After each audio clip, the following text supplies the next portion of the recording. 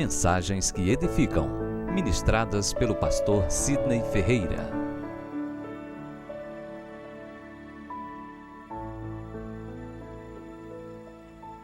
Então vamos lá, gente, falar sobre dízimos e ofertas. Que Deus esteja nos iluminando e nos abençoando para tratar sobre essa verdade bíblica, essa verdade registrada nas Escrituras Sagradas e ignorada nos dias de hoje.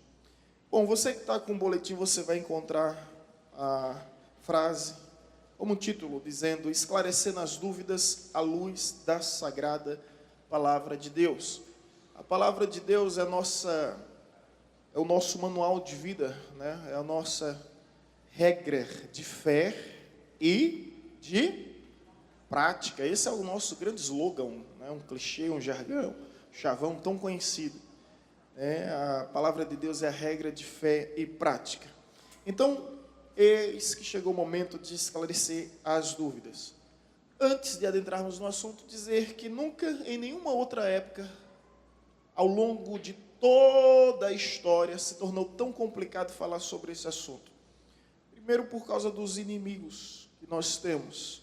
São inimigos espirituais que se manifestam fisicamente. E esses inimigos contrapõem a vontade de Deus, contrapõem a verdade de Deus. Que inimigos são esses? Inimigos são esses, são o humanismo, o materialismo, intrinsecamente inerente ao ser humano.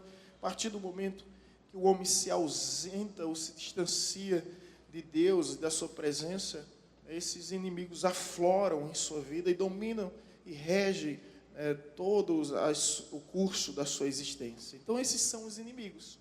E vivemos na era da informação, vivemos na era da comunicação, vivemos com a tecnologia à nossa disposição, que facilita a nossa vida. Os irmãos há de convir que a tecnologia tem esses contrastes, esses disparates, esses paradoxos, ao ponto de aproximar quem está distante e distanciar quem está próximo, da mesma forma de camuflar a verdade. O que eu digo isso é porque nunca pastor sofreu tanto como nos dias de hoje, porque a concorrência é grande e a concorrência é injusta.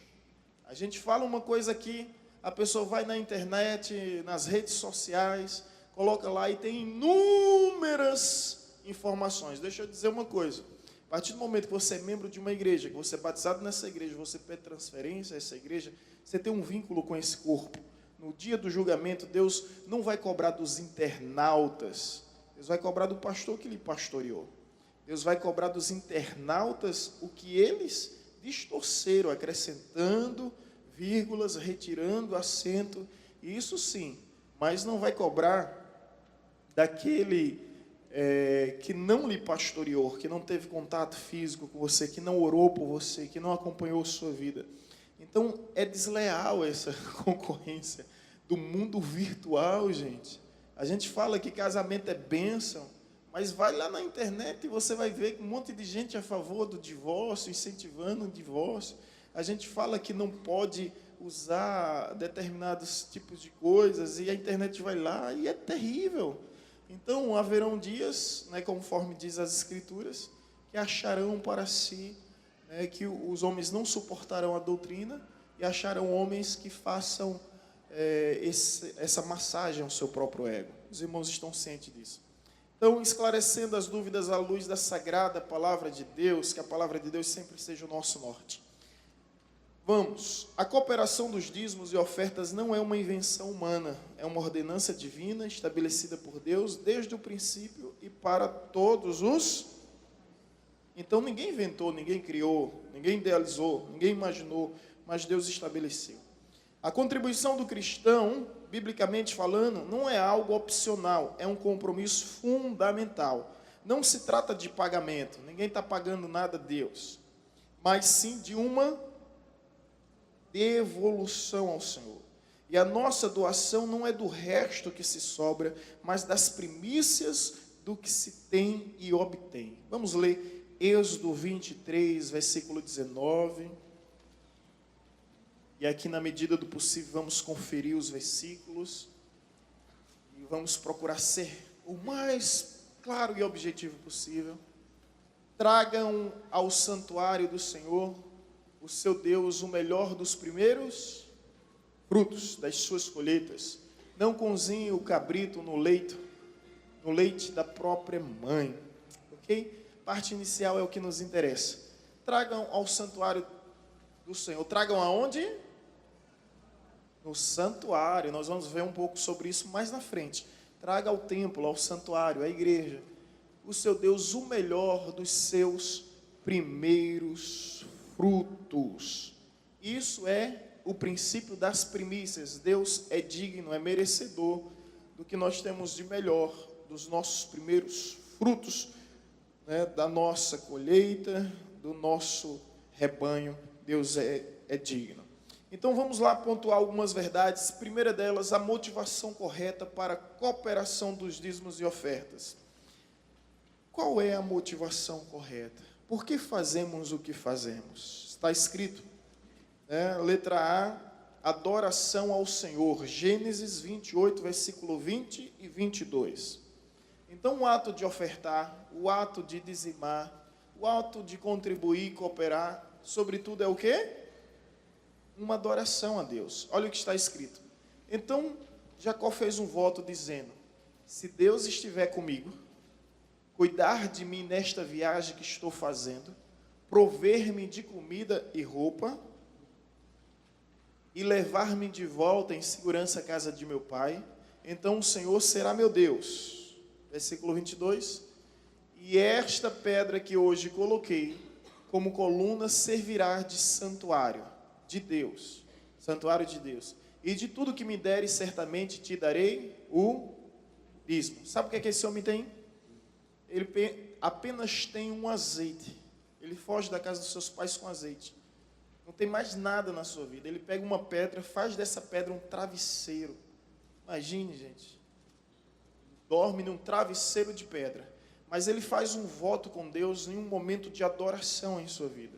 Se Deus me abençoar, se Deus me honrar, se Deus for fiel a mim, eu certamente serei fiel a Ele, eu certamente honrarei o seu nome, eu certamente abençoarei sua obra. Quando encontra Jacó, tempos mais tarde, se torna o homem mais próspero da região. Você conhece a história. E olhe que Labão fez de tudo para fazer uma labança na vida de Jacó, mas não conseguiu. Ele botava nos gados, quando os gados começavam a prosperar, colocava nas plantações, quando as plantações começavam a prosperar. Mudou o trabalho de Jacó várias vezes, mas não conseguiu, porque a bênção de Deus, ela não está no lugar. A bênção de Deus, ela não está em uma estação.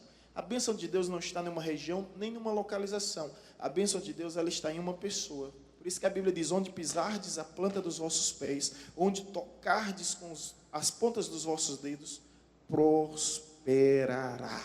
Amém, irmãos? Então a bênção de Deus, ela está sobre pessoas, não é sobre lugares, nem sobre objetos.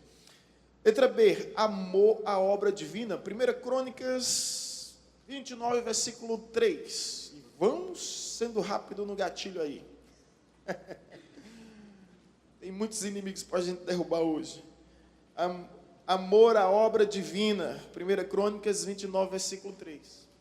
Além disso, pelo amor ao templo do meu Deus, agora entrego das minhas próprias riquezas, ouro e prata para o templo do meu Deus, além de tudo que já tenho dado para esse santo templo. Eu gosto dessa passagem.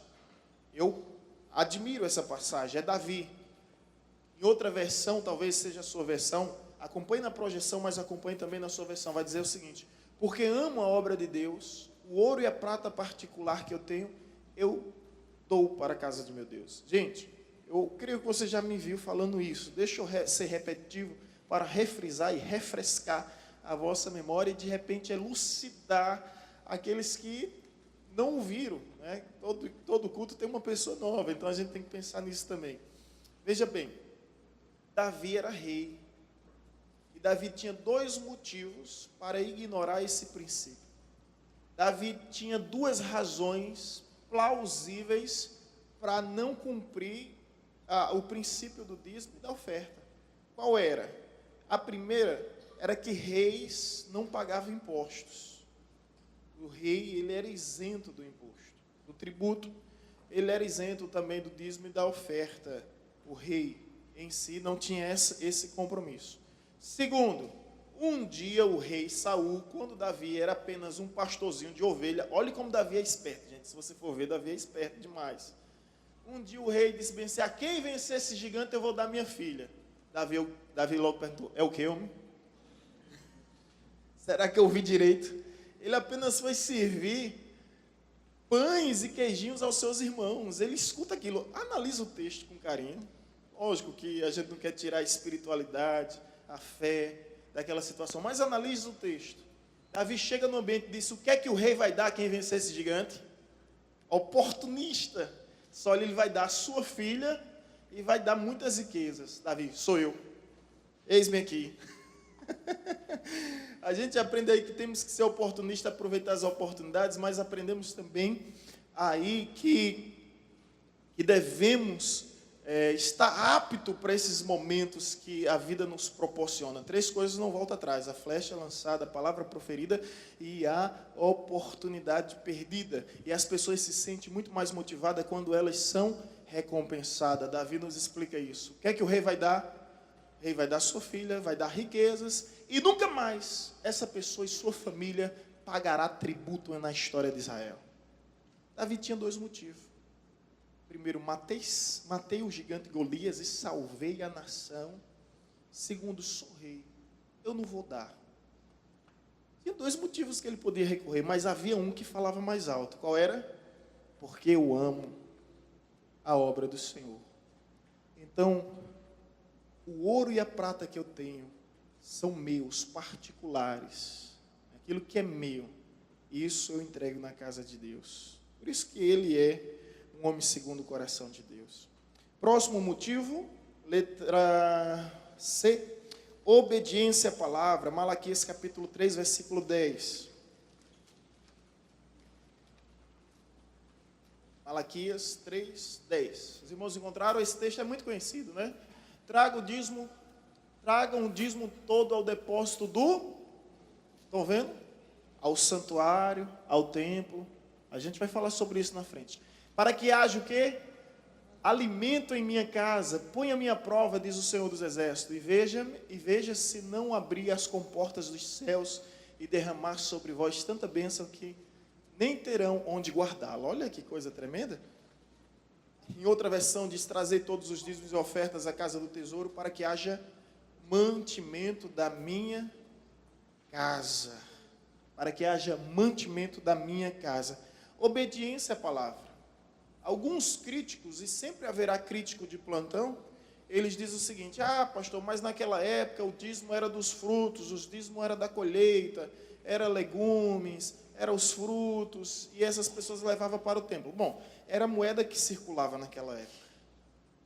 E as pessoas não só davam dízimo com os frutos, com as colheitas, como também negociavam, comercializavam e pagavam, honrando assim seus compromissos dessa forma. Era moeda circulando. Hoje alguém consegue pagar energia, pagar água, levando uma colheita da sua casa, do muro da sua casa, da sua rocinha? Não consegue. Então as coisas são tão simples, né? Mas sempre haverá um crítico de plantão. E o que é que o texto nos diz? Ainda que a pessoa seja crítica, o texto é tão claro: para que haja mantimento. E outra, gente, talvez um dia a gente fale melhor sobre isso. Há uma diferença de mantimento e manutenção.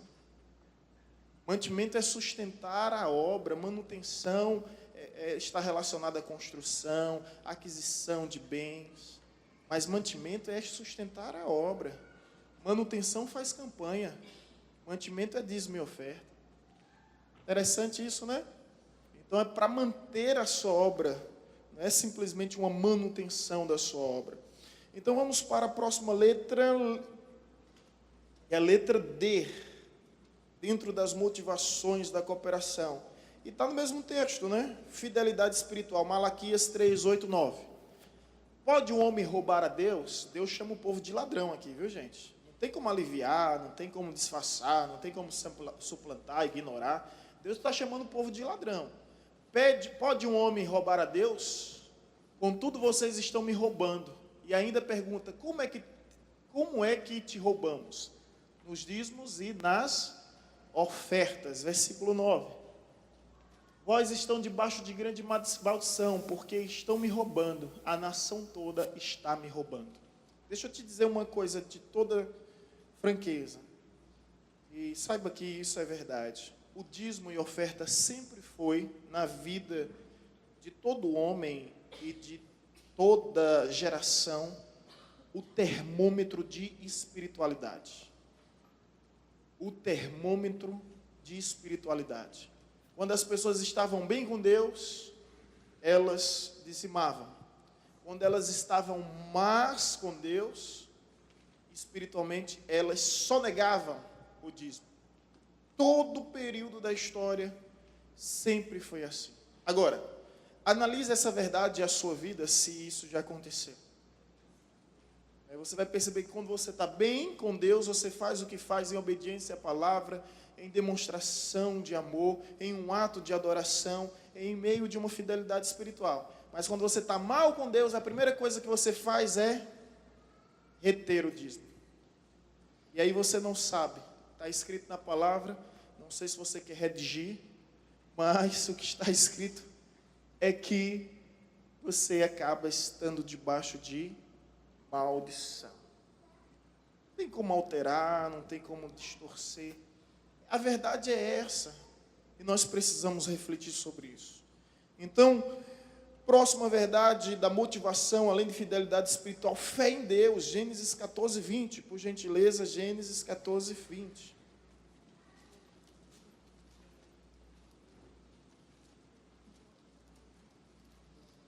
Amém? Assim diz, e bendito seja o Deus Altíssimo que entregou seus inimigos em suas mãos, e Abraão lhe deu o dízimo de tudo. O que é que nós temos a dizer sobre isso? Gênesis 14, 20, fé em Deus. Gente, não adianta, olha, a questão do dízimo e oferta não é uma questão de inteligência. Pare e pense comigo, não é questão de inteligência, não é? Os inteligentes vão entender, os leigos, incautos, indoutos, os mentecaptos não vão entender. Não é uma questão de inteligência, é uma questão de fé. É uma questão de fé. Não há explicação. Então a Bíblia vai nos dizer que Abraão simplesmente deu o dízimo de tudo ao Senhor. E quem é Abraão? Quem é? Pai da fé. Onde é que começa o dízimo? Com Abraão. Evidentemente, sempre houve as primícias, o sacrifício, a oferta, mas Abraão que estabelece os 10% para ser a Deus e entrega nas mãos de Melquisedeque, o rei de Salém, o sacerdote ungido por Deus sem linhagens ancestrais.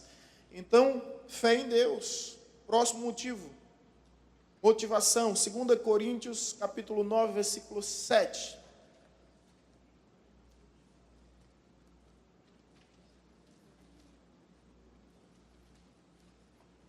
Amém? Cada um dê conforme determinou em seu coração. Aqui está falando sobre oferta, né?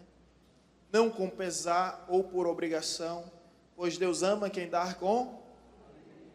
Deus ama quem dá com alegria e se alegra de quem faz o que faz por amor.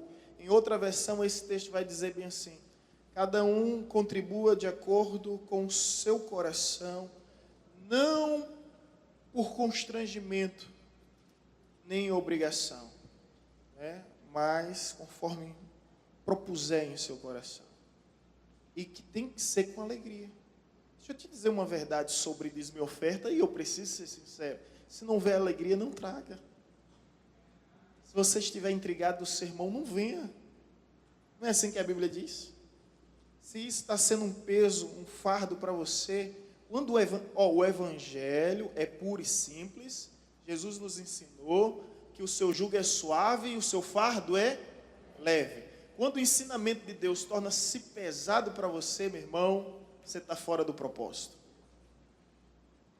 Quando o ensinamento, a palavra de Deus, se torna um jugo sobre sua vida, pesado, onde você já não tem mais, você já não sabe o que é leve, o que é suave, então você está fora do propósito. Você já não está mais sendo guiado, você está querendo guiar. Essa é a verdade. E não tem como guiar a obra de Deus, porque somente Deus é quem guia e conduz a sua obra. Amém? Então, seja dado com a alegria. Deus espera alegria. E quando diz bem assim, sem constrangimento, que há pessoas que ficam com constrangimento. E outra, há pessoas que dão com barganhas, né? Com interesses. Porque depois está um segredo grande aí nesse texto. Aquele que semeia pouco, pouco ceifará. O que semeia com fartura, com abundância ceifará. Deus já deu um princípio da prosperidade, que é a fidelidade. Não adianta. Não adianta. Agora o nosso problema é que a gente quer ser fiel a Deus em um mês e espera que Deus seja fiel a nós a vida toda. Quer ser fiel a Deus em um ano e espera que Deus seja fiel a nós a vida toda. Vê como Abraão foi 25 anos da sua vida fiel ao Senhor, meu irmão, para receber a promessa que tanto esperava. Deus fez a promessa com 75 anos e foi cumprir com 100 anos, quando ele tinha 100 anos. Mas Deus foi fiel, e como foi? E enquanto Deus não realizava a promessa, ele cumpria os princípios de honrar a Deus. Amém? Então que haja alegria genuína. Letra G, 1 Crônicas 29, 13 e 14.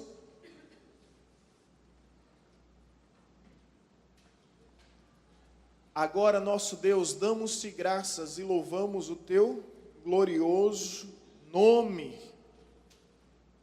Mas quem sou eu e quem é o meu povo para que pudéssemos contribuir tão generosamente como fizemos? Tudo vem de ti, e nós apenas te demos o que vem das tuas mãos. Olha que compreensão de Davi mais uma vez. E o contexto aqui é interessante. Davi diz: Deus, eu quero construir uma casa para a tua arca, para guardar a tua arca, que é a presença, o símbolo maior da presença de Deus, em termos de objeto, em termos daquilo que é visível e palpável. E Deus disse bem assim: olha, eu nunca pedi isso, mas já que vocês querem fazer uma casa, eu vou deixar. Mas você não, Davi. Você é um homem sanguinário. Na sua mão tem sangue. Você não. Seus descendentes farão isso. Davi disse: ok. E Davi, ciente de que não construiria o templo, ele começa a arrecadar fundos, recursos para esse dia. E ele pede a Deus a planta, e Deus dá todo o projeto a Davi. Eu acho isso incrível, gente. Eu, sinceramente, estive lendo esse texto, 1 Crônicas 29, se você puder ler na sua casa. Eu acho incrível, sabe por quê? Porque no final da obra não vai aparecer os créditos de Davi. A gente conhece até hoje o templo de Salomão. Não vai aparecer os créditos.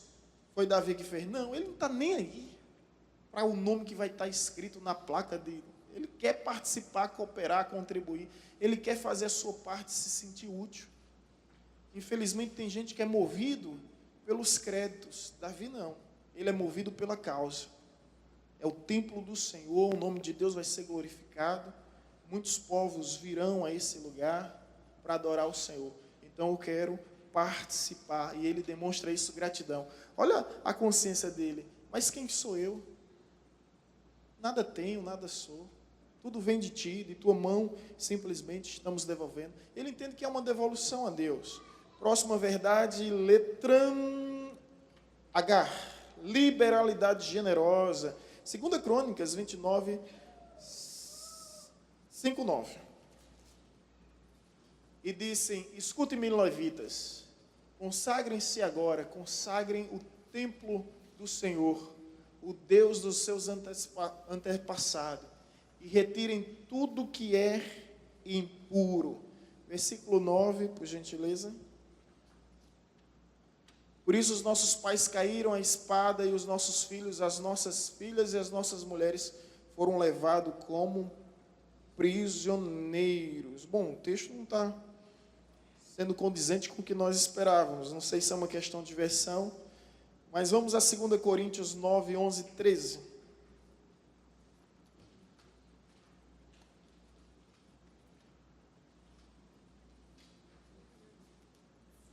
Captei a mensagem aqui, gente. O texto anterior não é 2 Crônicas, é 1 Crônicas ainda.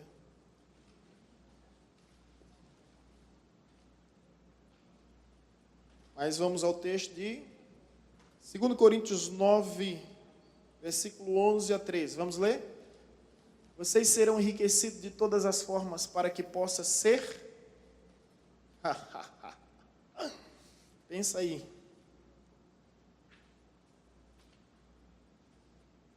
Pensa aí. Vocês serão enriquecidos de todas as formas para que possam ser generosos em qualquer ocasião e por nosso intermédio a sua generosidade resulte em ações de graças a Deus. Isso é 2 Coríntios 9, 7, né? 9, 11. Obrigado. 9, 11, versículo 12. O serviço ministerial que vocês estão realizando não estão apenas suprindo as necessidades do povo de Deus, mas transbordando em muitas expressões de gratidão a Deus. Isso é o quê? As pessoas estão contribuindo, estão cooperando, e as outras que estão sendo beneficiadas estão agradecendo a Deus. Hoje a igreja tem um compromisso, a partir de março, de ofertar na Casa da Esperança R$ 1.500. Deixa eu trazer esse exemplo prático. Na medida que a igreja cede esse valor de R$ 1.500, além dos mantenedores e cooperadores, aquelas crianças, aquelas famílias que são abençoadas, o que é que elas fazem diante da generosidade? Elas simplesmente atribuem isso a Deus. É o que o texto está dizendo. Por meio dessa prova de serviço ministerial, outros louvarão a Deus pela obediência que acompanha a confissão que vocês fazem do Evangelho de Cristo e pela generosidade de vocês em compartilhar seus bens com eles e com todos os outros. Então, ou seja, pessoas são abençoadas, o reino prospera e as pessoas dizem que Deus maravilhoso e começa a glorificar o nome de Deus por esse fim. Próximo versículo. Próximo, versículo 13. Estamos... está aí, né? Por meio dessa prova de serviço ministerial, outros louvarão a Deus pela obediência que acompanha a confissão que vocês fazem do Evangelho de Cristo e pela generosidade de vocês em compartilhar seus bens com eles e com todos os outros. Está escrito, né, gente? E vocês pensam que a gente está satisfeito com a Casa da Esperança? Não. Estamos felizes, mas não satisfeitos, queremos mais. Nosso objetivo era termos a Casa da Misericórdia, termos a Casa da Renovação, mas precisamos dessa graça de Deus, precisamos dessa direção, né? E fazer essa missão. A gente tem um funcionário que é adventista do sétimo dia, o irmão Alex, uma pessoa maravilhosa. Ele diz bem assim, algo que eu nunca esqueci, ele diz bem assim, pastor, o maior cartão postal que a igreja tem, a evangelizadora, não é a fachada, não é o nome, é a Casa da Esperança. O que eu ouço de elogios aí afora, por causa desse projeto social que a igreja tem, tendo em vista que os evangélicos são conhecidos por não terem caridade, não terem piedade, não demonstrarem solidariedade, ele disse, não deixe isso acabar nunca, pastor. É o maior testemunho que vocês estão dando ao mundo de que vocês se importam com as pessoas.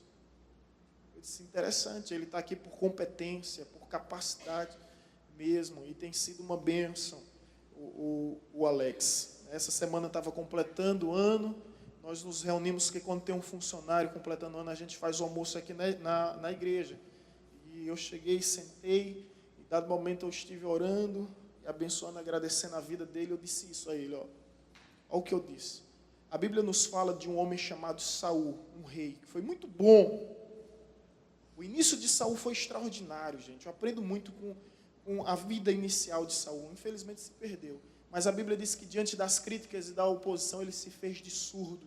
Eu não encontro essa menção em nenhum outro homem. Mas a Bíblia fala sobre Saul, algo que eu não esqueço. Saul era um homem forte, belo, sabia sair e entrar nos lugares. A lógica não seria sabia entrar e sair? Por que sair e entrar? Eu fiquei matutando, eu gosto de matutar. Como diz o bom sertanejo, por que ao invés de entrar e sair, sair e entrar? Porque entrar, qualquer pessoa consegue em qualquer lugar. Qualquer pessoa consegue entrar em qualquer lugar. Mas depois ter essa abertura de transitar, de ir e vir, vai depender muito do seu caráter e da sua personalidade.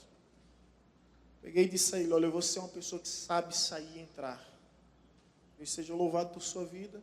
Oramos, quando eu abri os olhos, tinha 11 pessoas ao redor. Me ajuda aí, Williams e Marcondes, eram 11 mesmo? 11 pessoas. Eu disse: Deus, pessoas envolvidas com a igreja, diretamente e indiretamente. Pessoas. 2 do Lava Jato, 2 da Casa da Esperança, o resto todos aqui. Pessoas que estão como levitas em tempo integral, fazendo tudo acontecer, fazendo a obra de Deus se tornar possível. Deus nos dá graça, porque o meu coração é esse, tu sabe, é fazer com que tua obra aconteça. Então vamos lá, por meio desta prova de serviço ministerial, outros louvarão a Deus pela obediência. Vamos permitir que o mundo louve a Deus por nossa obediência. Próximo. Não, vamos voltar, né, gente? Tá errado aí. Você bota, ao invés de 2 Crônicas, você bota 1 Crônicas. Vamos voltar lá? 1 Crônicas 29, na liberalidade generosa.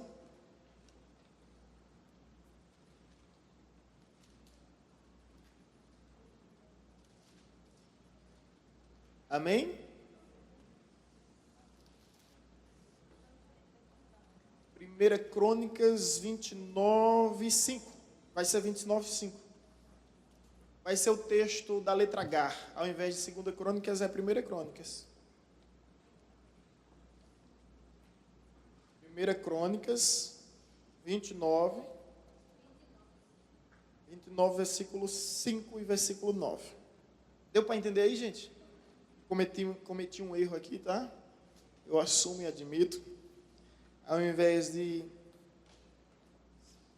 colocar 1, eu coloquei 2 Crônicas. Olha o que diz: para o trabalho em ouro e em prata, e para todo o trabalho dos artesãos, agora quem hoje está disposto a ofertar dádivas ao Senhor? Versículo 9. O povo que alegrou-se diante da atitude de seus líderes, pois fizeram essas ofertas voluntárias e de coração íntegro ao Senhor. E o rei Davi também encheu-se de alegria. Ou seja, nós estamos diante de que verdade? Liberalidade generosa, voluntariamente. Liberalidade é uma dádiva, gente. É o desapego. A gente precisa aprender a desapegar.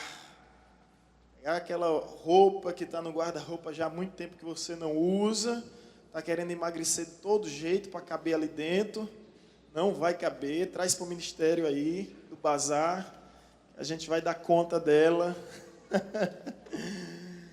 a gente vai dar conta certinho dela. Então, desapega, liberalidade, voluntariedade. O povo alegrou-se diante da atitude de seus líderes. Eu sempre digo algo, eu ouvi isso no seminário: líder, seja o exemplo.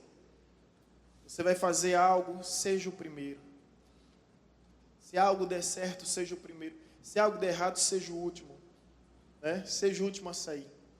Aqui nós alugamos a igreja para uma colação de grau.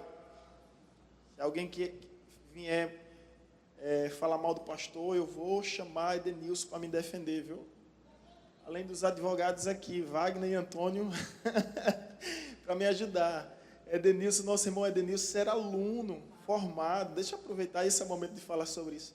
Era aluno formando, eu fiquei tão feliz quando uma turma de jovens me procurou querendo a colação de grau dentro da igreja. Eu disse que atitude linda deles.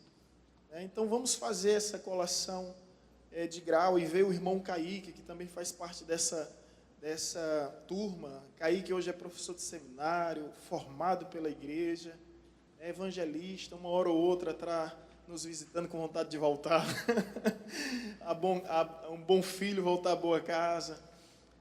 E eu disse, tudo bem, tem as taxas de manutenção, a gente não tem pretensão nenhuma de cobrar valores exorbitantes, mas de abençoar a obra. Então estabelecemos um valor risório, irrisório, tão simplório.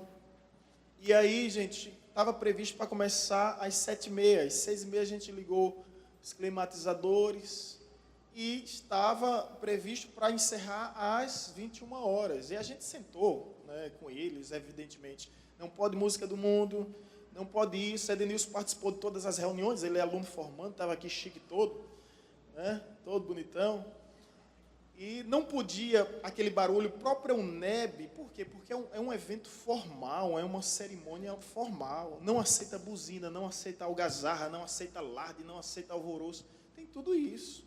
E alguém pode pensar, mas pastor, o senhor foi ingênuo. Olha, de modesta parte, sem nenhuma presunção, eu já fiz 5 colação de grau, gente.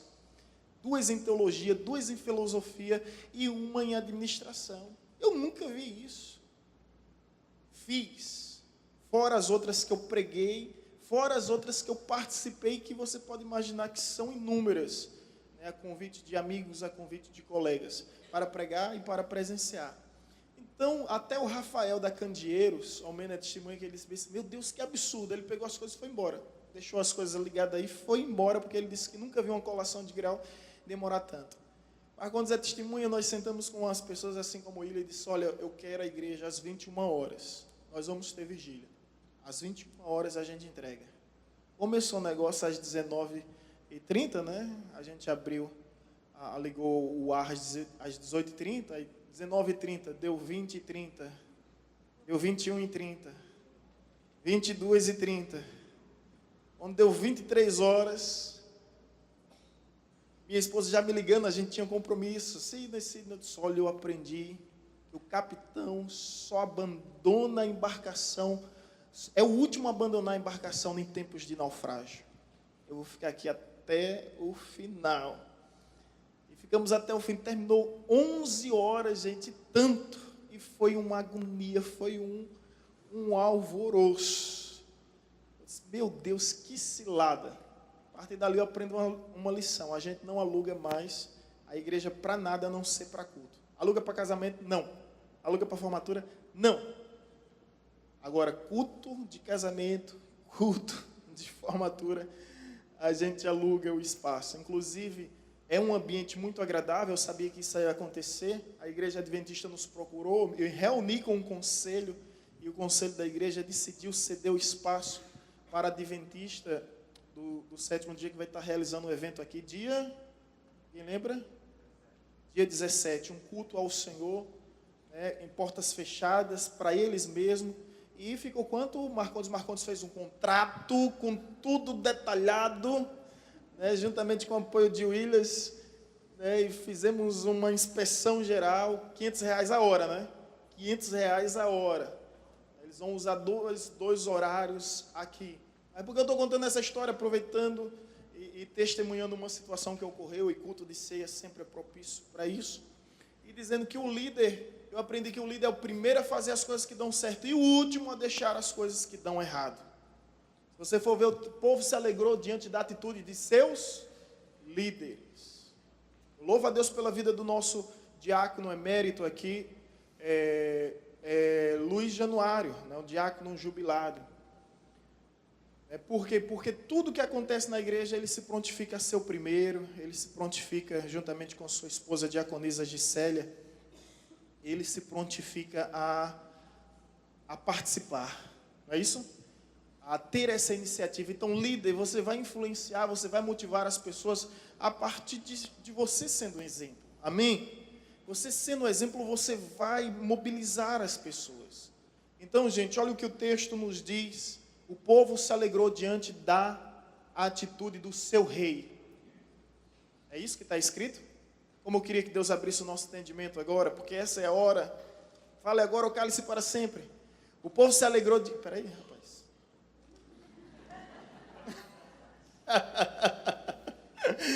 Que surpresa boa. Deixa eu caprichar, secar a barriga pelo menos.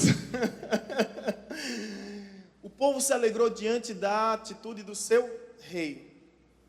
Às vezes a gente transfere todas as expectativas para o rei e espera que o rei faça tudo. O rei era Davi, mas a Bíblia não fala sobre isso. E nos dias de hoje, como seria? O povo se alegrou diante da atitude de seu pastor? Não. Seus líderes. Cada líder aqui é responsável por fazer a diferença e por ser a mudança que espera no outro. Falar da igreja é muito fácil. E eu estava estudando sobre maldição. A maldição, ela está relacionada à maledicência. Maldição é você falar mal de uma pessoa, você está amaldiçoando. Quando você fala mal de uma pessoa, você está amaldiçoando. E a Bíblia diz bem assim que nós não fomos chamados para amaldiçoar e para se abençoar. Um dia uma pessoa me procurou, eu vou ter que falar isso. Pastor, está escrito, como uma fonte pode jorrar duas águas, água doce e água amarga? Está escrito em Tiago, né? Se a pessoa não entende, uma pessoa que fala mal do Senhor e depois está no altar. Aí eu disse, irmão, nem eu. Pastor, o que vamos fazer? Vamos orar. Para Jesus entrar no coração dessa criatura. Não é? Vamos orar. Mas olhe só o impacto dessa situação na vida dessa pessoa. Como pode uma fonte jorrar água doce e água amarga? Não pode. Há algo de errado com isso. Então, gente, esse é o momento ideal para a gente pensar sobre isso. O povo alegrou-se diante da atitude de seus líderes. Você que é líder, assuma essa responsabilidade. Letra I. Ainda está no mesmo texto. É só colocar no versículo 17, 1 Crônicas 29. Sinceridade de coração. Eu vou encerrar aqui a mensagem. Essa mensagem vai levar 3 manhãs. E o título dessa mensagem vai ser Motivação para a Cooperação.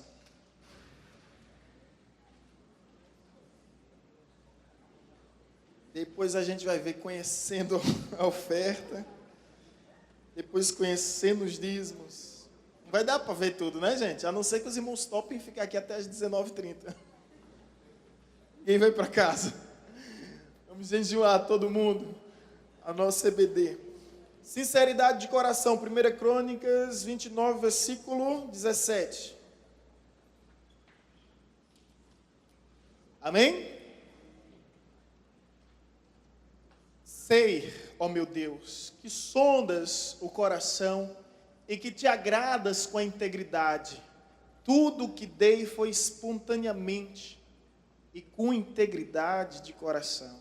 E agora vi com alegria, com quanta disposição o teu povo, que aqui está, tem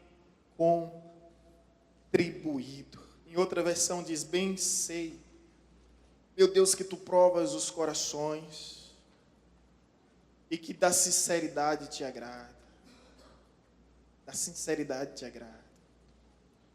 Eu também, na sinceridade do meu coração, dei voluntariamente todas essas coisas e acabo de ver com alegria que o teu povo, que se acha aqui, te faz ofertas voluntárias. Então, a oferta, o dízimo, ele tem que ser como? Com sinceridade de coração. Deus, ele sonda, Deus prova o coração. A palavra sinceridade, ela é interessante na sua raiz etimológica, na sua origem histórica. Na época que se comercializava muito vasos, os vasos tinham a tendência de se rachar. E quando ele se rachava, alguns comerciantes espertos, né, essa esperteza maliciosa, que é uma perspicácia, de tirar vantagem e proveito sobre a inocência dos outros, ele pegava esses vasos rachados e colocavam cera. Mas só que o tempo se encarregava de derreter essa cera, e uma hora ou outra aquele jarro ia se quebrar, se trincar, ia romper. A tendência era essa.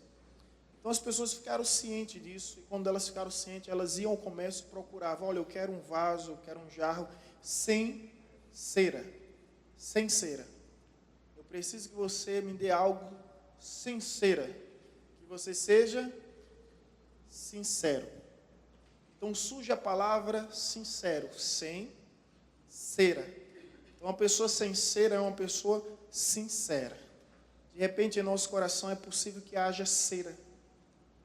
A gente está lá com algo rachado, trincado, e a gente coloca uma cera pensando que vai resolver o problema, não vai resolver o problema. Isso, como Jesus disse, é sepulcro caiado. Você por fora pode estar lindo, exuberante, um espetáculo, mas por dentro está podre. Jesus falava sepulcro caiado. Por que sepulcro caiado? Naquela época onde havia os grandes eventos em Israel, os prosélitos, que são estrangeiros convertidos ao judaísmo, eles vinham de todas as regiões. E de repente era possível que eles tropeçassem nos túmulos, muito comum. Então chegava naquele túmulo e colocava cal.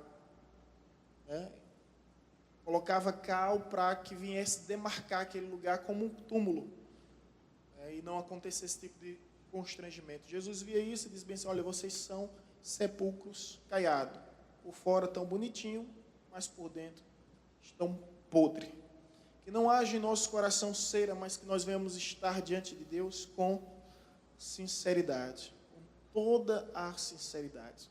Então, nessa manhã, a gente reflete sobre esse assunto, tendo em vista que não teremos tempo hábil para abordarmos tudo o que é necessário, mas ao menos, se chegarmos ao consenso, ao entendimento das motivações corretas para a cooperação, eu creio que seremos muito bem abençoados.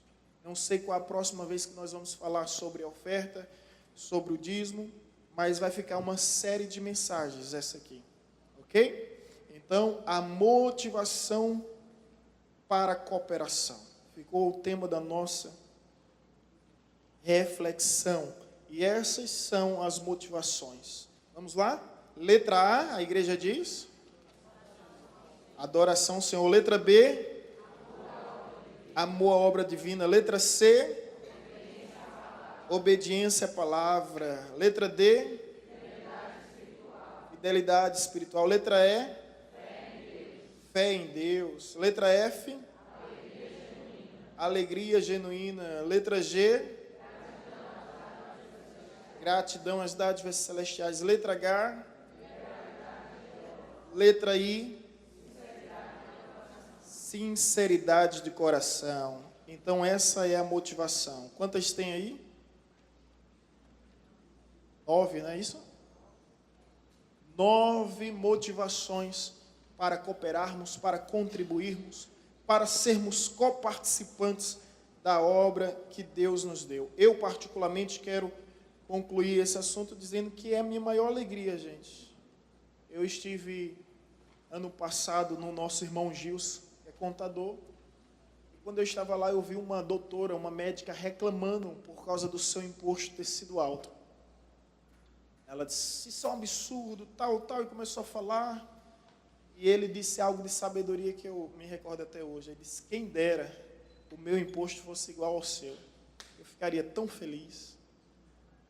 Porque quanto maior o imposto, maior a renda. Tem pessoas que acham ruim porque o seu dízimo é alto. Ah, quem dera o meu dízimo fosse o maior o possível em contribuir para a obra de Deus. Eu lembro quando eu estava na congregação da entrada do Maracujá, lá em Igaraçu, cuidando daquela obra. Eu passei um ano sem ganhar absolutamente nada, movido apenas pelo amor à obra, não tinha nada. Eu custeava minhas passagens, os irmãos já sabem, era 12 ônibus que eu pegava com a pastora Vanessa.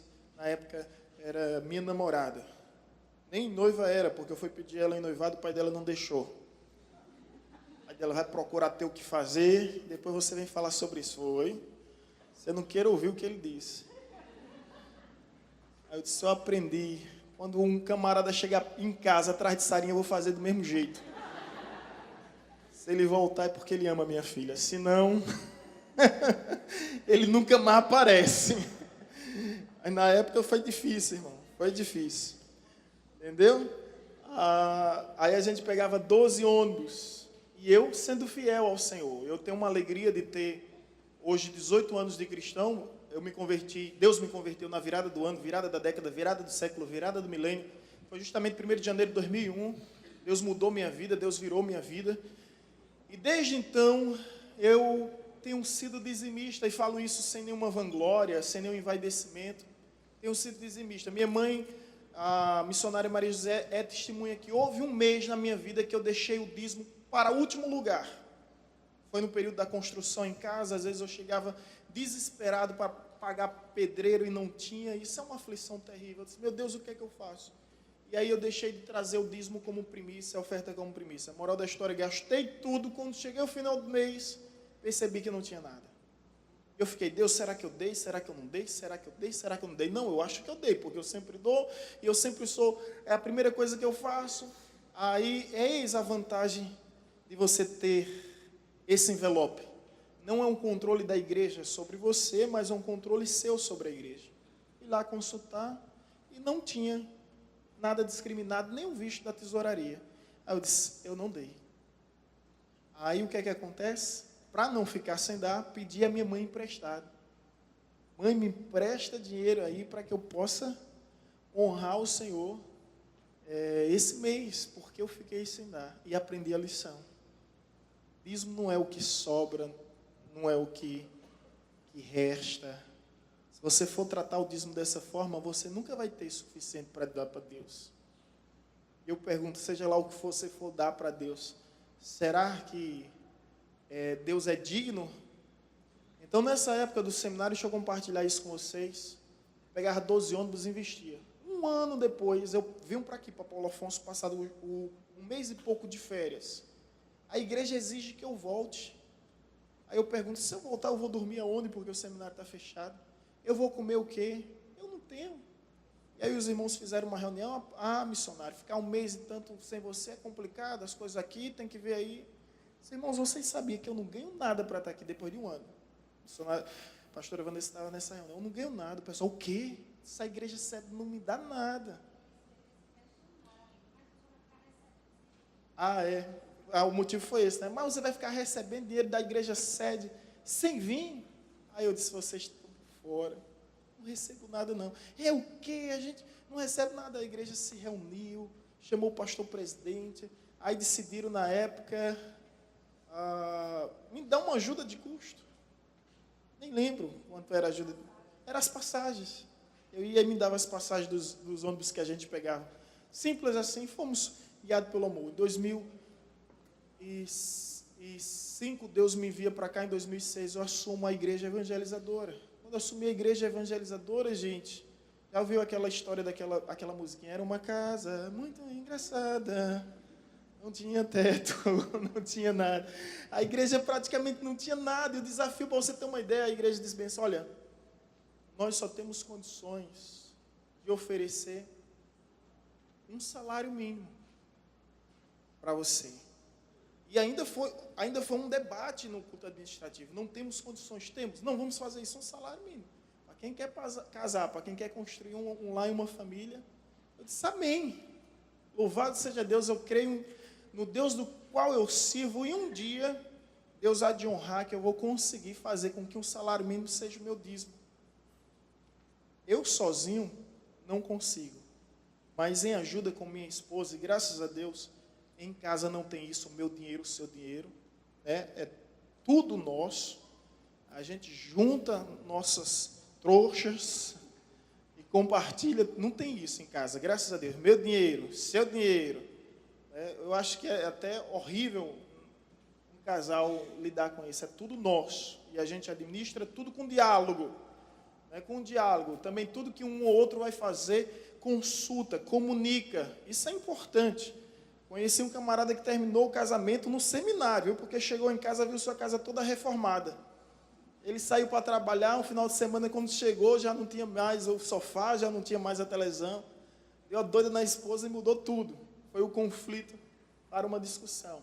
E hoje, graças a Deus, juntos nós conseguimos dar em dízimo mais do que um salário mínimo. Eu fico feliz em saber que Deus tem honrado a esse ponto. Desde 2012, o pastor Sidney não recebe reajuste salarial, aumento salarial. E já existiu 3 e 4 propostas, e eu digo, não quero, não preciso. Graças a Deus, minha esposa trabalha, e às vezes se mata de trabalhar, se multiplicando em 4 empregos, mas eu tenho visto o cuidado de Deus. Eu tenho visto o cuidado de Deus. E Deus cuida. Lembra quando Deus diz bem, eu vos conduzi no deserto e durante esses 40 anos não se desgastou a sandália? A irmã Jamile esteve pregando aqui, na quarta foi uma bênção, eu estou tão feliz com essas mulheres. Lucicleide, quinta retrasada, Kaline essa quinta, e Jamile falou algo que eu não tinha prestado atenção, gente, até então, porque quando a Bíblia diz bem assim, não se desgastava as vossas sandálias, eu pensava que elas simplesmente continuava intacta, né? Ou seja, não se desmanchava com a depreciação e a deterioração do tempo. Mas Jamile disse que era a pessoa criança ia se tornando adolescente e a sandália ia aumentando no pé. Ia se tornando adulto e a sandália ia aumentando no pé. Ou seja, crescia a sandália. A ideia do texto é que a sandália não se perdia. As vestes não se desbotavam, não se envelhecia. O que é isso, gente? Isso é cuidado de Deus, é provisão de Deus. E a gente tem visto essa cuidado de Deus. Até hoje eu me explico, meu Deus, como é que o Senhor me leva para o outro lado do mundo? Eu estou aqui, no Brasil, vou para o outro lado do mundo. Para o outro lado do mundo. Sem ter despesa nenhuma. Sem ter despesa. Às vezes eu me pergunto isso, como isso é possível, Deus? Sem ter despesa nenhuma. Quando o coordenador, pastor Edelberto, me liga, ele diz bem assim, pastor Sidney, tem uma viagem para a Coreia, o senhor está disposto a ir? Aí eu disse, rapaz, Coreia, tem certeza? Devido à decepção que eu tive em 2002, né?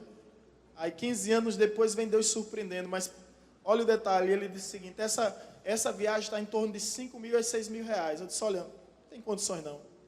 Aí ele disse bem assim, não se preocupe que eu vou lhe abençoar.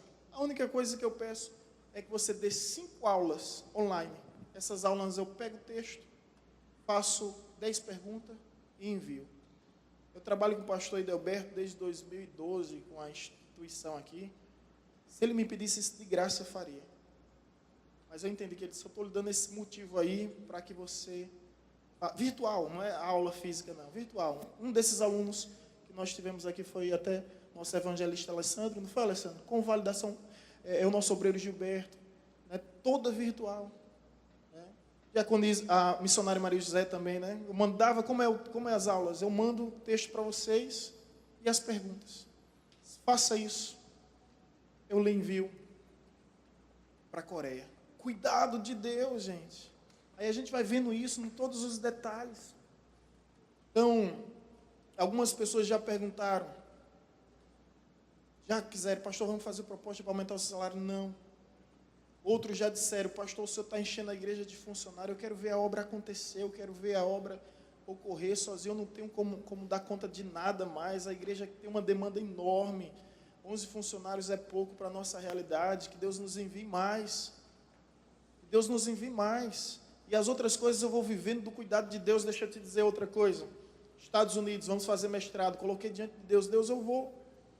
Gente, a nossa despesa, custou minhas férias e as férias da minha esposa, mas a nossa despesa foi mínima.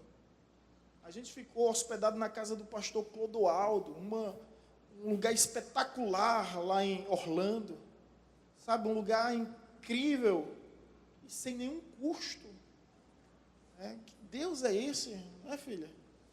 Ora, os detalhes dos cuidados de Deus e a gente vai acompanhando. Agora, deixa eu te dizer outra coisa. Ore por mim. Sim. Outras coisas supérfluas. Quanto era que custava o Parque SeaWorld? $90.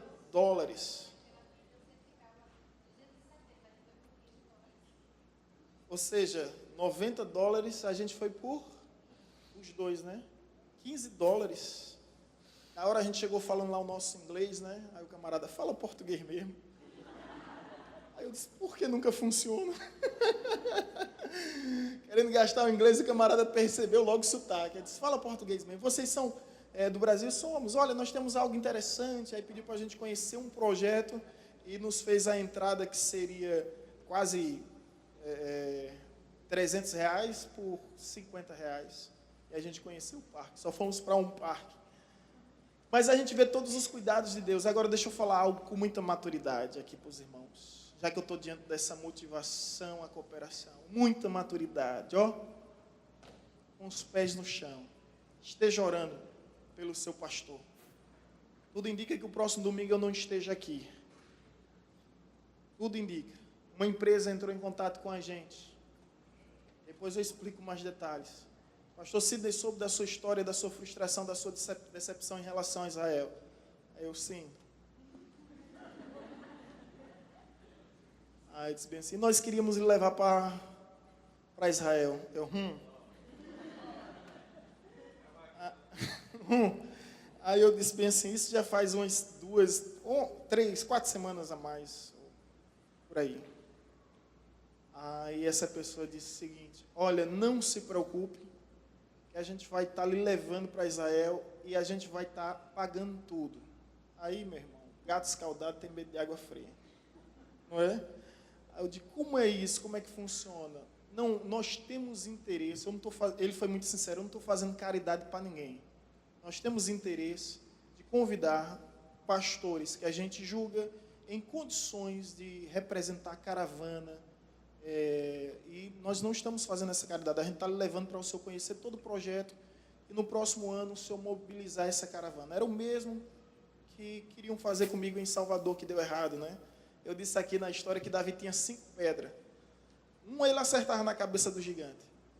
Eu usei uma com Salvador, deu errado, com o pessoal de Salvador. Usei a outra com o jovem Fabrício, pastor Fabrício, deu errado. E vem essa terceira com esse rapaz. Aí eu disse, pessoal, faz o seguinte, envia a passagem para o meu e-mail, aí a gente conversa. Quando eu vou abrir meu e-mail, está lá a passagem todinha. Ele enviou a passagem todinha. Aí disse bem assim, se você quiser levar a sua esposa, é preço de custo.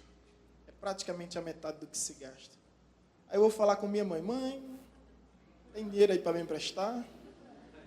Ela é o quê, meu filho? É assim, assim, assado. Ah, eu também quero ir. Aí eu ligo para ele, só pode levar a mãe?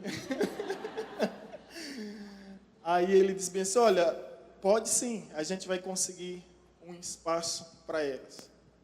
Aí eu disse, agora é o seguinte, tem que mandar as 2 passagens. E ele, no e-mail, mandou as 2 passagens para minha mãe e para Vanessa, né? Para minha esposa. Então a gente está com essas 3 passagens impressas, tudo. Vanessa ligou para a empresa, tudo.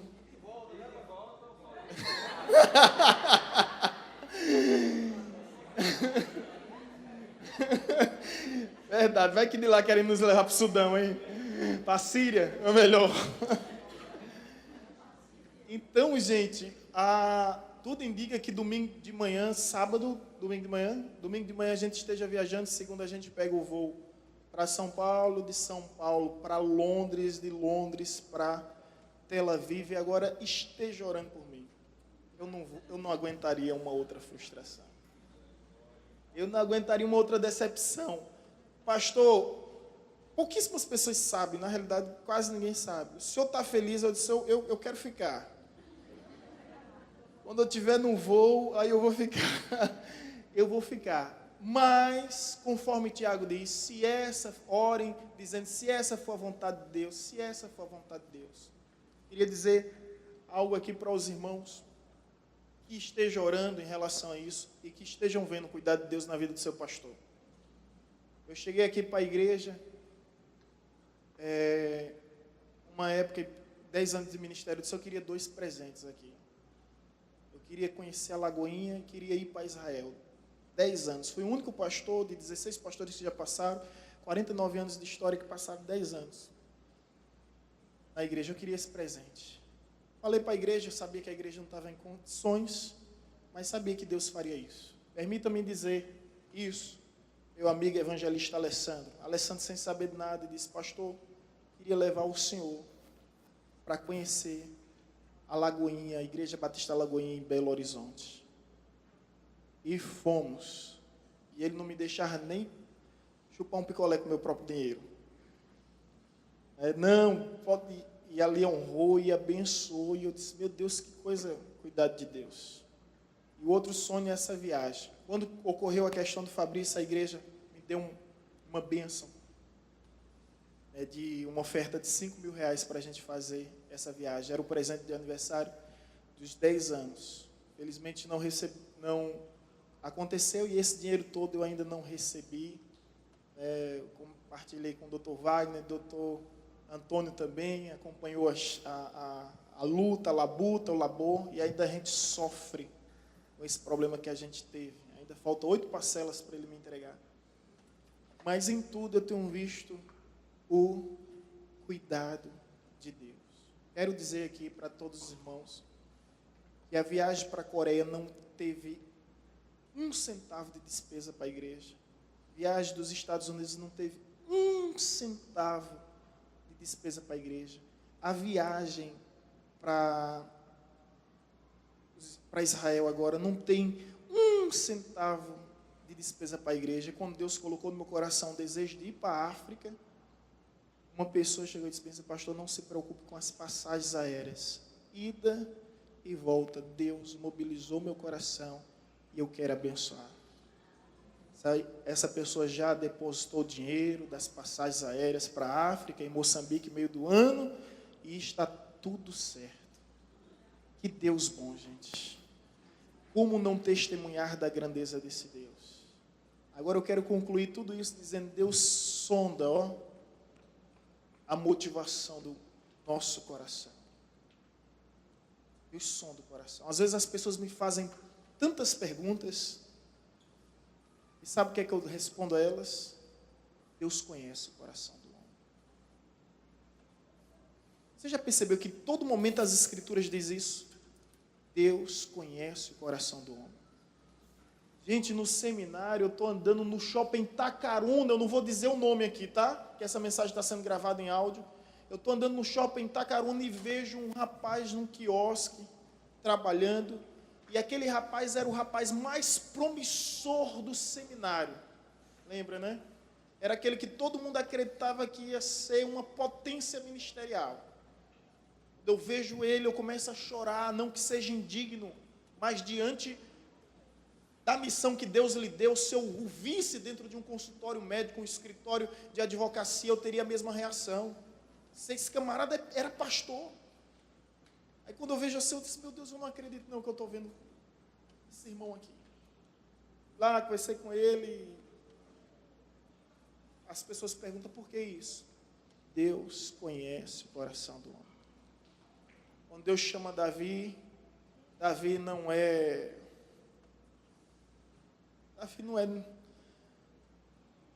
ninguém. Davi não tem crédito nenhum, nem pelos seus pais, nem pelos seus irmãos, nem pelo profeta. Mas o que é que Deus diz? Olha, Samuel, eu não vejo como o homem vê. O homem vê a aparência, eu sondo o coração. Eu sinto aqui de Deus de enfatizar isso. Eu queria aqui deixar algo muito bem claro. Deus conhece o coração, gente. Às vezes a gente vê pessoas que tinham tudo para prosperar e não prosperam. Sabe por quê? Deus conhece o coração. Às vezes a gente vê pessoas que tinham tudo para ser uma bênção na obra de Deus e não são. Não se desenvolvem. Sabe por quê? Deus conhece o coração. Eu já vi tantas pessoas talentosas na arte da pregação, na música, e de repente não desenvolve o seu talento, o seu chamado. Sabe por quê? Porque Deus conhece o seu coração. Da mesma forma que um dia Jesus ficou olhando o ofertório. Teve o ofertório, Jesus ficou olhando o ofertório. Deselegante, né, gente? Imagine aqui ofertando o pastor, olhando. Aí vi uns ricos e entregavam daquilo que sobejava, era muito dinheiro. Sobejava.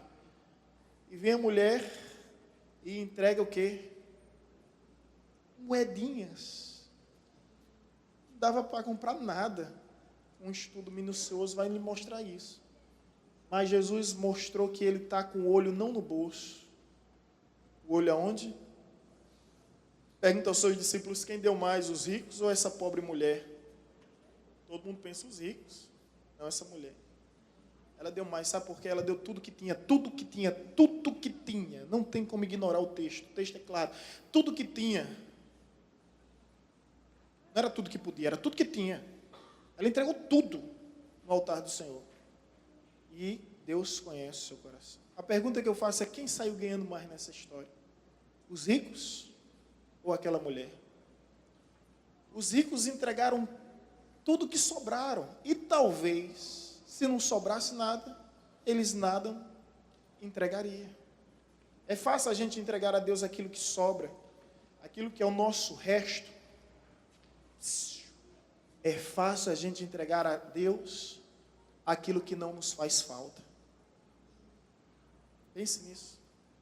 Eu fui para uma conferência uma vez, eu vi um pastor dizendo o seguinte: a gente entra em dívida para reformar a casa, a gente entra em dívida para comprar um carro, a gente entra em dívida para reformular o nosso guarda-roupa, as nossas roupas, a gente entra em dívida para adquirir um bem, mas ninguém entra em dívida para honrar a obra do Senhor. Você conhece alguém que já fez isso? Não responda. A gente parcela em 10 vezes, em 15 vezes, mas alguém faz esse tipo de sacrifício: eu quero honrar a tua obra, eu quero manter a tua obra. Quão difícil é, né, gente? Mas Deus conhece e sonda o nosso coração. Chega uma sandália nova, é a tendência do momento. Chega lá para o maridão: e aí, amor? Começa a ajeitar ele. É a tendência do momento. E faz sacrifícios possíveis e impossíveis para adquirir aquele objeto, aquele bem desejado. Mas quando se trata da obra do Senhor, as coisas é diferente. As coisas se tornam, infelizmente, diferentes. Meus irmãos, que haja em nós essa mesma motivação para a cooperação. Deixa eu te dizer, ninguém perde por confiar em Deus, porque Deus não abandona ninguém, não despede ninguém de mãos vazias. Então, se você confiou em Deus, tenha certeza que Deus há de honrar a sua fé. Deus há de honrar a sua fidelidade, Deus há de honrar a sua confiança. Você tem dúvida? Leia a Bíblia em João 7, quando Jesus diz: querem saber se o que eu falo é verdade ou não? Experimente. A partir do momento que vocês experimentar, vocês vão tirar suas próprias conclusões. E eu posso dizer por experiência de causa, experiência própria, que Deus, Ele é bom, que Deus é fiel. Amém, amados? Que haja em nós essas motivações para cooperarmos com a obra de Deus, para expandirmos. O obreiro Gilberto me procurou esses dias e falou algo interessante. Pastor, lembra quando a gente quis fazer uma cápsula do tempo? Lembro. E essa cápsula para o tempo era para o jubileu de ouro, ano que vem. 50 anos. Lembra? Lembra que o nosso sonho era de ter mais de 20, quantas congregações? Mais de 20 congregações. Aí eu lembro. Temos uma congregação e eu louvo a Deus. Temos essa congregação por causa do evangelista Éder, da missionária Geisiane. Se expuseram a viver a obra, o chamado. Jesus está voltando. E a pergunta que eu tenho a fazer é: e nós, o que estamos fazendo para a volta de Jesus? Aqui tem muitos potenciais que podem abrir uma congregação em vários lugares. Deixa eu te dizer uma coisa. A Igreja Católica abriu os olhos. Percebeu? A Igreja Católica estava perdendo seus fiéis. O que foi que ela fez? Investiu em comunidade. Antigamente o objetivo da Igreja Católica é ter uma igreja em cada bairro. Hoje o objetivo da Igreja Católica é ter uma comunidade em cada rua. Já percebeu isso? Comunidade em cada rua. Está cheio. Está cheio. Estamos chegando a 50 anos de história, temos uma congregação, uma igreja, na realidade a gente evita esse nome, congregação do evangelista Éder e a missionária Geisiane estão na frente, exercendo um excelente trabalho. Mas a minha oração é que Deus nos desperte para que você, vocacionado, obreiro, chamado por Deus, venha se prontificar a abrir uma igreja. Estava essa semana falando com, não me recordo, acho que foi com o Davidson, sobre a pretensão de alcançar o Vila Mochotó, chegar à Barroca, né, aquele espaço enorme, aquela área, aquela região, e abrir uma congregação. Que Deus nos levante, que Deus levante obreiros para fazer isso, porque Jesus está voltando e as pessoas precisam conhecer a palavra. E é a Vila Mochotó antes da Barroca, né? E a gente já perdeu mais de 10 membros na Vila Mochotó por causa da distância, por causa da dificuldade. Alguns irmãos lembram que a gente fazia culto lá e deixou de fazer, porque não temos mais esse povo à nossa disposição. É por causa da distância, por causa da dificuldade. Então, gente, vamos orar, vamos orar. Hoje, o nosso irmão Cláudio e Rose, o evangelista Cláudio e a missionária Rose, que foram consagrados aqui, sabe onde é que eles estão hoje? Nos Estados Unidos. Estão morando lá. Agora, pare e pense comigo. Quando um testemunha de Jeová sai da sua igreja e vai morar em outra igreja, em outra cidade, sabe o que é que ele faz? Ele abre uma testemunha de Jeová. Quando um adventista sai da sua cidade e vai para outra cidade, quando não tem um adventista, sabe o que é que ele faz? Ele abre um adventista. Quando uma pessoa da congregação cristã sai da sua cidade, vai para essa congregação, vai para um outro lugar e não tem congregação cristã, sabe o que é que ele faz? Abre uma congregação cristã. Esse pessoal tem vínculo, eles têm compromisso. Cláudio e Rose tinham o maior desejo de abrir uma congregação em Aracaju. Sentamos várias vezes, mas a igreja não tem condições de dar assistência. Quando eu falo de condições, não é somente física, não. É financeira mesmo, de abrir um espaço, de alugar um espaço e investir no reino. Não tem. Se nós tivéssemos hoje, teria uma congregação em Aracaju, que eu estaria enviando um obreiro para lá, e agora teríamos uma congregação nos Estados Unidos, mantendo um missionário lá. Está entendendo como são as coisas? Agora, como fazer se nós não temos essa condição? Por isso que Jesus disse, a obra é grande, e a obra não para de crescer. Mas poucos são os ceifeiros. Poucos são os ceifeiros. Devemos investir na obra, meu irmão, para ver essa obra se expandir, para ver o nome de Deus ser glorificado. Eu não estou aqui para dar satisfação sobre o agir de Deus a ninguém. Eu fui questionado sobre umas coisas, sabe o que eu respondi? Eu respondi o que Jesus disse. O que Jesus respondeu? Escute, a sabedoria é justificada pelas obras. A sabedoria é justificada pelas obras. E João Batista está em dúvida e pergunta a Jesus se é ele mesmo, não temos que esperar outro. Jesus responde a João Batista, não com teoria teológica, mas com prática. Diga a João, os cegos veem, os surdos ouvem, o evangelho é pregado aos pobres. Diga a ele que as obras estão acontecendo. As obras estão acontecendo. Não tem motivo nenhum para mim vai dizer de nada, porque nada é meu e nada tenho. Mas quando começamos a reforma dessa igreja, ficou um slogan, confio no Deus desse povo e no povo desse Deus. Olha para o teu redor, gente. Essa quarta-feira agora, eu estava orando aqui e disse, pensei, Deus, não há nada nessa casa que não seja milagre. Não há nada nesse lugar que não seja milagre. Esse porcelanato aqui bonitinho, ó, que você está vendo, amadeirado, uma pessoa colocou num edifício e de repente o calor da região começou a desmanchar, a tirar. Ela retirou tudo do edifício, não tinha onde botar e doou para a igreja. Não há nada aqui que não seja um milagre. Tudo que você olhar é uma provisão. Eu olho aqui e disse, meu Deus, um milagre. Tudo que a gente olha é milagre. A quem atribuirmos isso? Se não a Deus. Quando a gente assumiu o grande risco em 2012 de fazer essa construção, eu estava ciente que se der errado, eu seria um louco. Se der certo, a glória é de Deus. Você consegue entender isso? Se der tudo certo, a glória é de Deus, mas se der tudo errado, a culpa é minha. 2014, né? É 2014? 2014. Gestação de Sara. Se der tudo certo, a glória é de Deus, e tem que ser.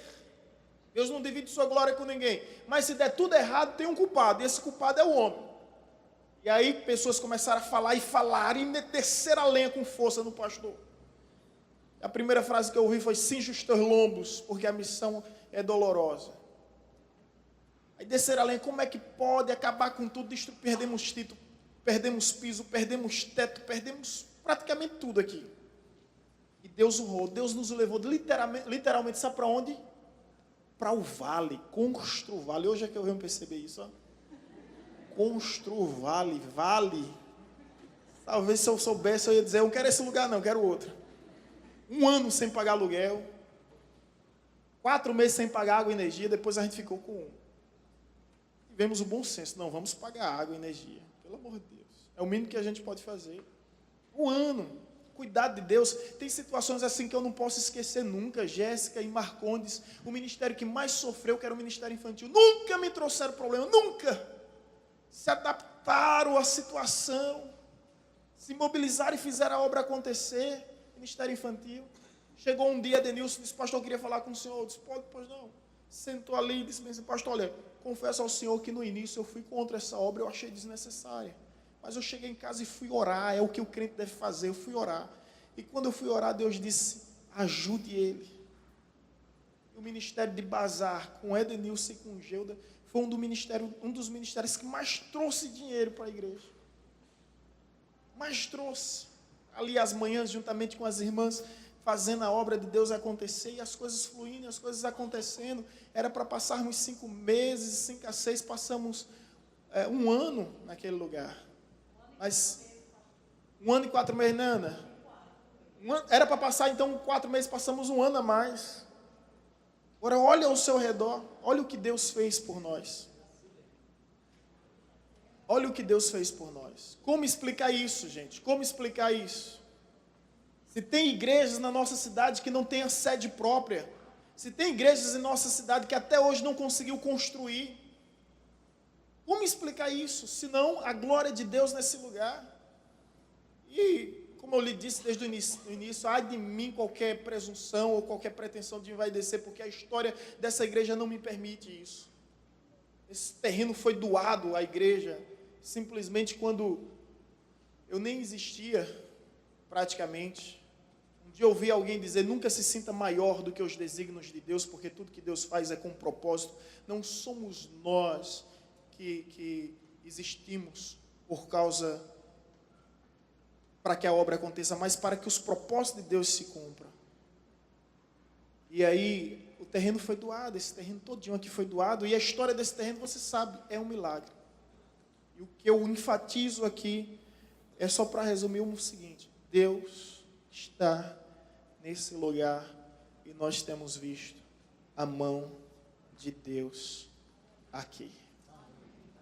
Eu estou falando somente daquilo que é tão visível, sem falar das coisas, das vidas abençoadas, das vidas restauradas, dos casamentos que Deus restaurou, das vidas perdidas que Deus salvou, sem falar disso, né, sem falar daquilo que é tão visível. Então, meu irmão, ame essa obra. Olhe para o seu irmão e diga isso a ele: ame essa obra. Olha, ame de coração essa obra. Ame a sua igreja. Aprenda a desenvolver amor pela sua igreja. Aprenda a reconhecer o que Deus já fez nesse lugar. E se você não reconhecer isso, seu sentimento vai ser de ingratidão, e ao invés de somar, você vai começar a dividir, você vai começar a desagregar. Tenha amor por essa obra. Uma vez eu vi Luiz Januário com os olhos cheios de lágrimas, lá em 2006, olhar para essa igreja e dizer: que igreja sofrida. Eu me recordo dessa cena muito forte no meu coração. Que igreja sofrida. Ali havia lágrimas de esperança de que esse tempo mudasse. Havia lágrimas de esperança que uma nova era viesse e que Deus mudasse a nossa história e cativeiro. Se prepare, evangelizadora. Em junho de 2018, esse ano, nós teremos pela primeira vez ao longo de 49 anos a oportunidade de fazer o culto de inauguração do templo. Sabe quantas pessoas desejaram isso? Eu imagino quantos pastores antes de mim sonhou com isso. o quanto eu sou grato a Deus por viver essa oportunidade. Eu sou filho dessa mãe. E um filho ama uma mãe. E é com muito amor, e temor e tremor que eu tenho nessa casa. Eu vejo a evangelizadora como uma mãe. Gilson, irmão de Gisélia, falei 2 vezes dele. Diz lá, Gisélia, depois, viu? Pastor, numa pregação só falou 2 vezes. Era tesoureiro da igreja. Quando ele olha para um menino de 23 anos para assumir a igreja, ele disse: esse aqui vai dar certo. Por quê? Porque esse é filho da casa. Esse é filho, ele conhece a história. É filho da casa. É o que Jesus disse. Guarde essa palavra. E ele fez uma leitura tão interessante que ele quis dizer, ele ama a obra. Ele não está aqui por um acaso, ele ama a obra. Ele vai fazer as coisas acontecer. Por amor. Ouvi tantas histórias, gente. O pastor está aumentando o templo para aumentar a renda, aumentando a renda vai aumentar o salário dele. Aqui de dentro. Vi tanto, eu não quero aqui perder tempo falando o que eu vi, porque as coisas boas a gente tem que lembrar, as coisas ruins a gente tem que esquecer. Eu preciso aqui dar uma satisfação à igreja de que essa não é a nossa pretensão. Ao contrário, se a situação da igreja melhorar, vou botar mais uma pessoa para trabalhar aqui com a gente. Botar na Casa da Esperança. E botar mais e mais pessoas para trabalhar, para que a obra de Deus venha acontecer e o nome de Deus venha a ser glorificado. Que Deus nos sustente em graça e em saúde, para nos darmos sempre o nosso melhor. Em nome de Jesus. Amém.